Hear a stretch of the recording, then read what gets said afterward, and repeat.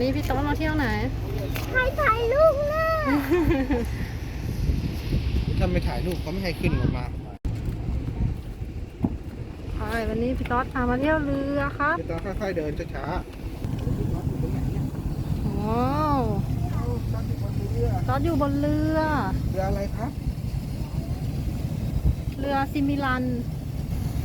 เรือหลวง เรือหลวงซิมิลัน เพราะว่าเรือหลวงจากกีชมได้แค่ข้างในจะขึ้นดาดฟ้าไม่ได้อันไหนลูก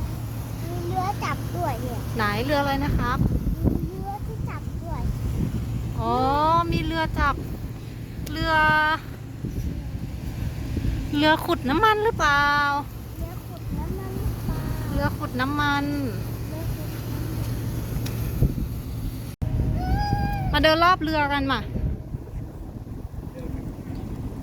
เดี๋ยวพาชมรอบเรือโอ้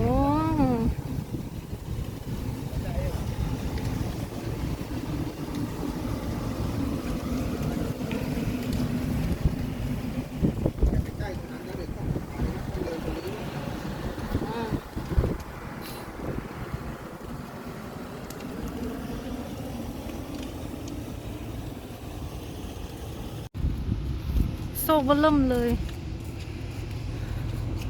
พี่ต๊อดเห็นโซ่ไหมโซ่ใหญ่ไม่รู้โซ่อะไร กลับเลยโซ่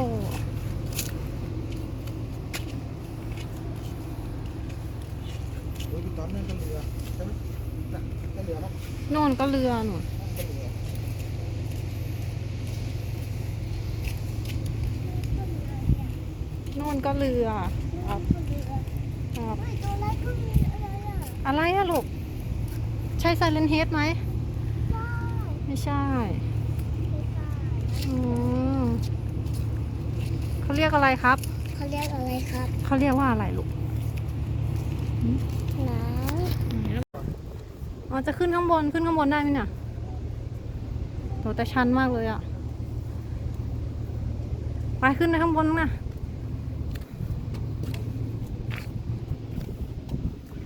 ค่อยๆนะจับเชือกด้วยนะครับ ระวังด้วยนะ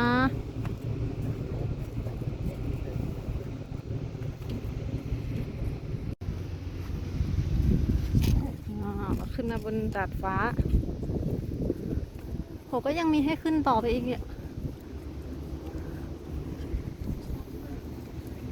ระวังนะว้าว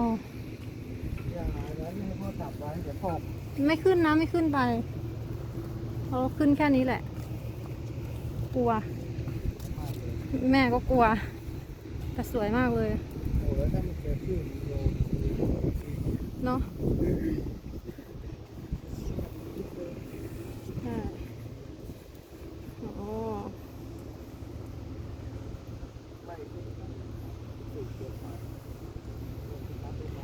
พี่ซอสเราอยู่ที่ไหนนะ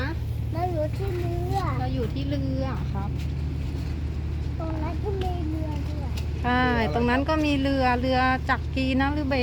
สหาตรงข้างหน้าอืม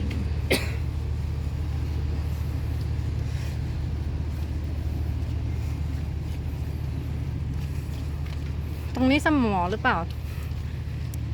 เชือกเส้นใหญ่มากเลย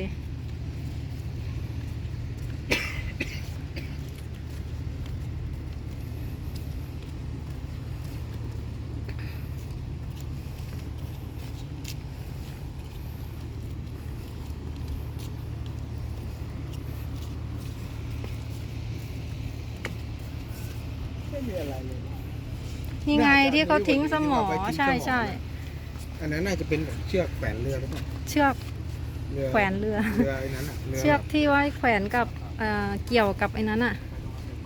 อะไรที่มันเป็นรูนี่ผมไม่บอกอยู่ใกล้ อืมใช่ โซ่เส้นใหญ่มาก ๆหน้าพ่อกับแม่แล้วก็ตกลงไปแล้วอ่ะ อืม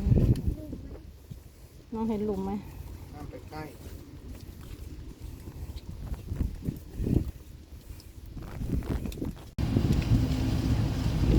บ๊ายบาย พี่ต๊อดบ๊ายบายครับบ๊ายบาย เดี๋ยวเจอกันใหม่ อ๋อ พี่ต๊อดทำเหมือนไม่หุ่น